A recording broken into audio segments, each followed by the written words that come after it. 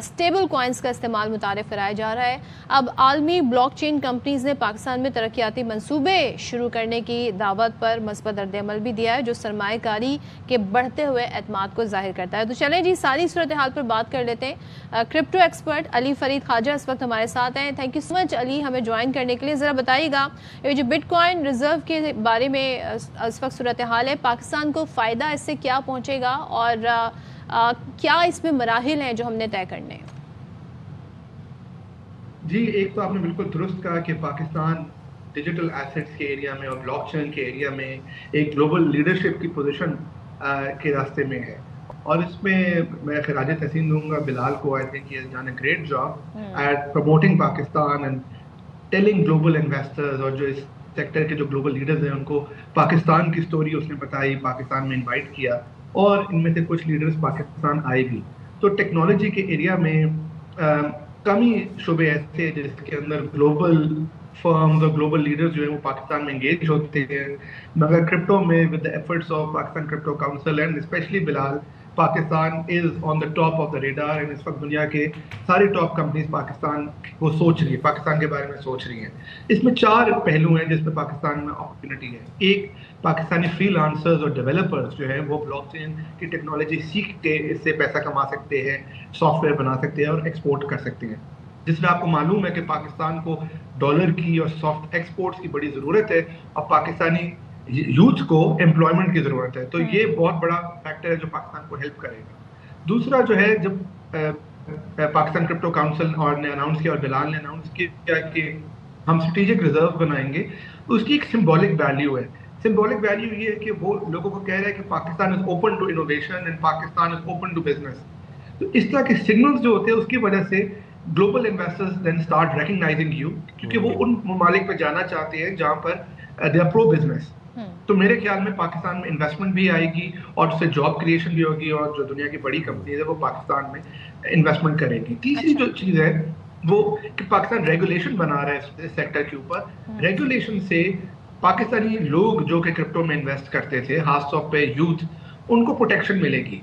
Regulation के बगैर कोई प्रोटेक्शन नहीं है। अगर कोई स्कैम होता है किसी बंदे के साथ, अगर जो इस वक्त, तो उसके पास कोई रिकोर्स नहीं है, वो ना गवर्नमेंट को कंप्लेन कर सकता है, ना पुलिस को कर सकता है, ना किसी रेगुलेटर को कर सकता है। मगर जब पाकिस्तान में रेगुलेशन बनेगी तो इन कंपनीज को पाकिस्तानी रूल्स को फॉलो करना पड़ेगा, जिसकी वजह से पाकिस्तानी कंज्यूमर को प्रोटेक्शन मिलेगी।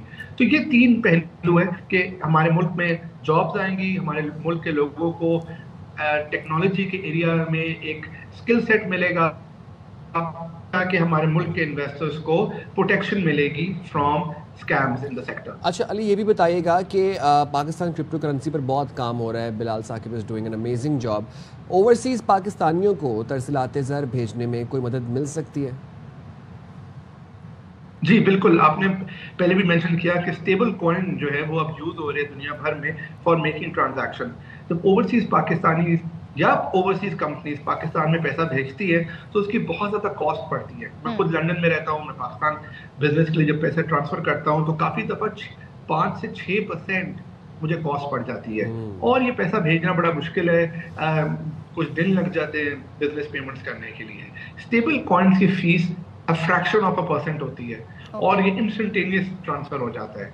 तो इस वक्त दुनिया में पाकिस्तान तो पहला मुल्क नहीं होगा, इस वक्त दुनिया में स्टेबल कॉइन्स के जो ट्रांजैक्शन वॉल्यूम्स है वो वीज़ा और मास्टर कार्ड से ज़्यादा है। तो डेफिनेटली इससे पाकिस्तान को फ़ायदा होगा कि हम अगर स्टेबल कॉइन यूज़ करेंगे तो जो हम ओवरसीज़ पाकिस्तान में रेमिटेंसेस भेजते हैं, और आपको जैसा मालूम है कि 36 बिलियन तक की एनुअल रेमिटेंसेस आती है पाकिस्तान में, उनकी कॉस्ट नीचे जाएगी जो कि पाकिस्तान को फ़ायदा करेगा। एक और चीज़ मैं बड़ा हाईलाइट करना चाहूँगा, ओवरसीज़ पाकिस्तानी, जब मुझे एक चीज़ बड़ी इम्प्रेस की कि जब बिलाल एंगेजमेंट कर रहे हैं इंटरनेशनल इन्वेस्टर्स के साथ, कॉन्फ्रेंसेस में बोल रहे हैं, तो he is wearing sherwani. You know right now in the digital asset crypto sector, Sherwani has become a cool dress.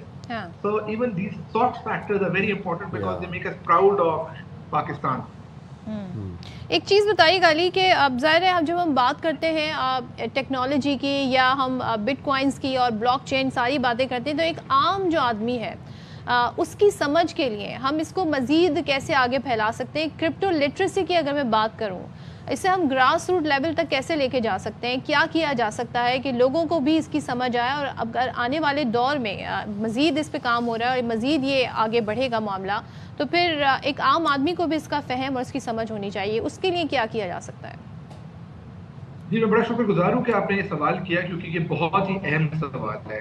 کیونکہ پاکستان میں اس وقت 20 ملین سے زائد لوگ جو ہے وہ کرپٹو میں انویسٹمنٹ کرتے ہیں اور ٹریڈنگ کرتے ہیں.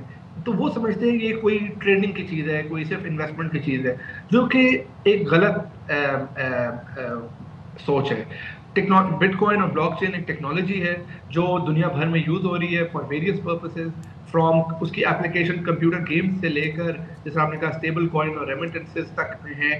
تو اس لیے ضروری ہے کہ پاکستانی یوتھ خاص طور پر اس کو ایک ٹریڈنگ ٹوکن کو نہ سمجھے، اس کو ایک ٹیکنالوجی سمجھ کے اس کو سیکھے.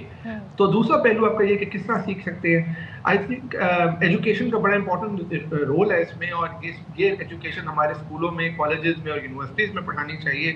مجھے معلوم ہے کہ منسٹری آف آئی ٹی نے ایک پارٹنرشپ سائن کی ہے بائنانس کی جو اکیڈمی ہے اس کے ساتھ، and they are also planning to launch training programme. LUMS کے اندر ایک centre for digital asset research set up ہوا ہے جو کہ اسٹیکس فاؤنڈیشن نے ڈونیشن دے کر سیٹ اپ کیا ہے. تو آئی تھنک اس طرح کے جو انیشیٹوز ہیں اس سے our youth needs to learn کہ وہ how can they do blockchain development so that they can tap this global opportunity, جس میں وہ ڈالرز بھی ارن کرے ایز فری لانسرز اور ملک کے لیے بھی نئی پروڈکٹس بنائیں جس سے پاکستان کی فائنینشیل سروسز اور ڈفرنٹ ٹیکنالوجی سیکٹر میں فائدہ ہو سکے.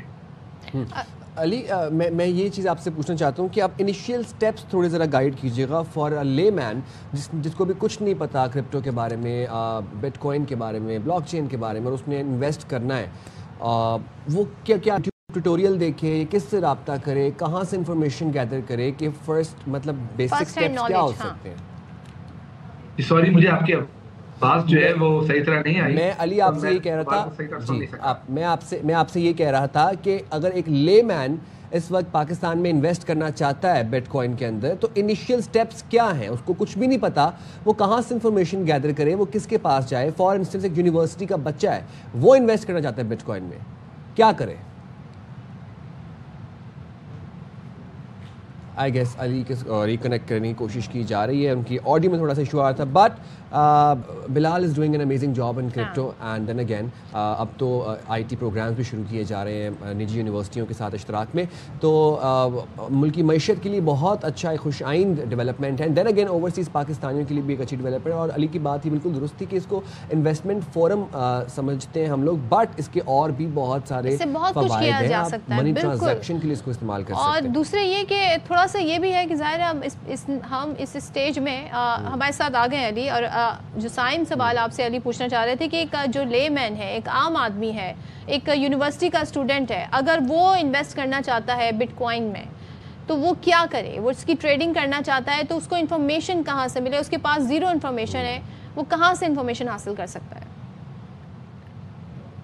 جی سب سے پہلے تو یہ کہ اس وقت چونکہ پاکستان میں کرپٹو ایکسچینجز ریگولیٹڈ نہیں ہیں، تو جو بھی کرپٹو ٹریڈنگ کی طرف جاتا ہے ان کو چاہیے کہ پہلے تو وہ ویٹ کریں کہ جب پاکستان میں ریگولیشن آ جائے اور ریگولیٹڈ ایکسچینجز آئے تو وہ جب انویسٹ کریں. اس کی وجہ یہ ہے کہ اس وقت اگر وہ کسی غلط اسکیم میں پھنس سکتے ہیں جہاں پر ان کے پاس کوئی پروٹیکشن نہیں ہوگی. تو آپ کا سوال بڑا درست ہے کہ یہ وہ وقت ہے جب آپ سیکھ سکتے ہیں، آپ لرن کریں. تو ہاؤ کین یو لرن؟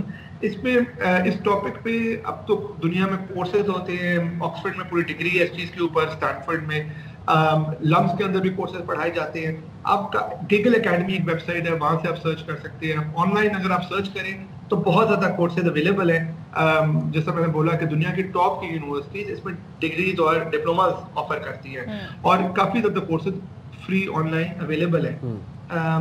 تو اس ٹاپک پہ بکس لکھی جا چکی ہیں. So I think people should first start learning about it, and invest کرنے سے پہلے دے شوڈ ویٹ جبکہ پاکستان میں ریگولیٹڈ ایکسچینجز آ جائیں تاکہ ان کی انویسٹمنٹ پروٹیکٹڈ ہو. بالکل، تھینک یو سو مچ. علی فرید خواجہ ہمارے ساتھ تھے، اور ظاہر ہے آپ تھوڑا سا کریں جب تک چیزیں جو ہے لیگلائز نہیں ہو جاتی اس کے بعد آپ سوچے گا، لیکن انفارمیشن آپ گیدر کر سکتے ہیں جو انہوں نے بہت سارے ہمیں بتائے لنکس کے کہاں سے